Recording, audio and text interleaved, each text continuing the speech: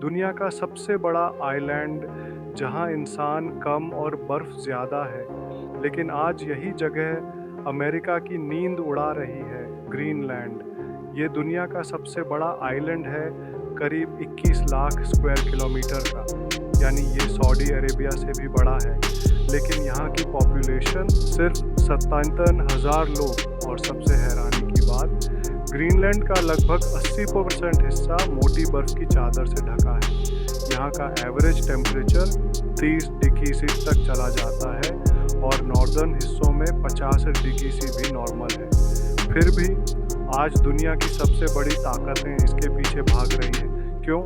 क्योंकि ग्रीनलैंड सिर्फ बर्फ नहीं, ये भविष्य की दुनिया का कंट्रोल रूम बनता जा रहा है। पहली वजह लोकेशन और मिलिट्री पावर। ग्रीनलैंड की लोकेशन ऐसी है कि ये अमेरिका और रूस के बीच सीधा स्ट्रेटेजिक ब्रिज है। यहीं अमेरिका का फेमस पिटोफिक स्पेस बेस मौजूद है, जिसे पहले थूले एयरबेस कहा जाता था। ये बेस अमेरिका के लिए इतना क्रिटिकल है कि यहाँ से ballistic missile early warning radar operate होता है।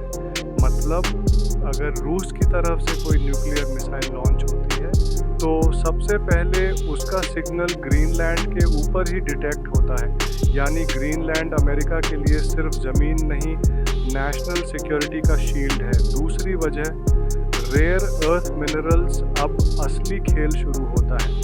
ग्रीनलैंड के नीचे रेयर अर्थ एलिमेंट्स का बड़ा भंडार माना जाता है, जिनमें नियोडीमियम, गैलियम, यूरेनियम जैसे मिनरल्स शामिल हैं। ये वही चीज़ें हैं जो बनाती हैं एआई चिप्स, फाइटर जेट्स के रेडर सिस्टम्स, इलेक्ट्रिक व्हीकल्स की मोटर्स, विंड टर्बाइन्स के मैग्नेट्स। और सबसे बड़ा शौक ये है, आज ग्लोबल रेयर अर्थ सप्लाई का करीब 60% प्रोडक्शन चीन करता है और प्रोसेसिंग कैपेसिटी तो 80-90% तक चीन के हाथ में मानी जाती है। यानी दुनिया की फ्यूचर टेक्नोलॉजी की चाबी काफ़ी हद तक चाइना के पास है। अमेरिका यही मोनोपोली तोड़ना चाहता है। तीसरी वजह, नया सी रोड, नॉर्थ वेस्ट पैसेज। लेकिन ग्रीनलैंड की सबसे बड़ी वजह मिनरल्स भी नहीं, असल वजह है ट्रेड रूट। ग्लोबल वार्मिंग की वजह से आर्कटिक की बर्फ तेज़ी से पिघल रही है और इसी से खुल रहा है एक नया समुद्री रास्ता, नॉर्थ वेस्ट पैसेज। अगर एक कार्गो शिप चीन से यूरोप जाए तो इस राउट से उसे करीब 9,000 किलोमीटर तक कम दूरी तय करनी पड़ सकती है। मतलब शिपिंग में फ्यूल कॉस्ट बचेगा, 10-15 दिन का समय बचेगा और ग्लोबल ट्रेड फास्टर और चीपर हो जाएगी। और यही रूट आने वाले 10-20 सालों में शिपिंग इंडस्ट्री का सबसे बड़ा गेम चेंजर बन सकता है। अब समझिए ट्विस्ट, ग्रीनलैंड इस पूरे रूट के बिल्कुल एंट्रेंस पर बैठा है।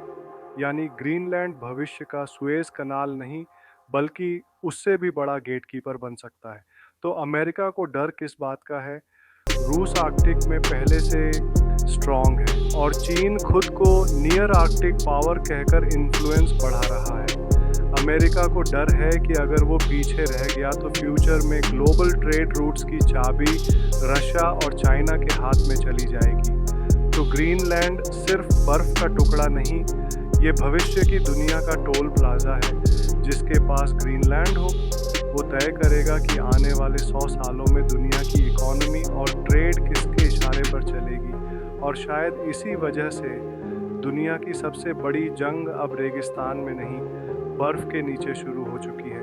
अगर आपको ये वीडियो दमदार लगी हो तो लाइक कीजिए, शेयर कीजिए और ऐसे ही रियल जियोपॉलिटिकल अपडेट्स के लिए सब्सक्राइब करना बिल्कुल मत भूलिए। मिलते हैं अगली बड़ी कहानी के साथ।